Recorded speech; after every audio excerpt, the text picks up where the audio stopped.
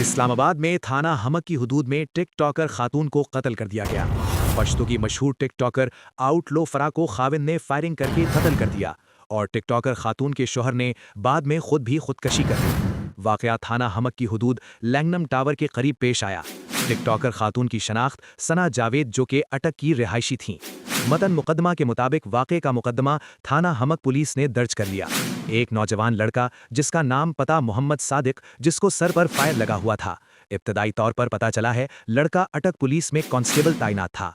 सादिक अटक पुलिस से डिसमिस हो चुका था।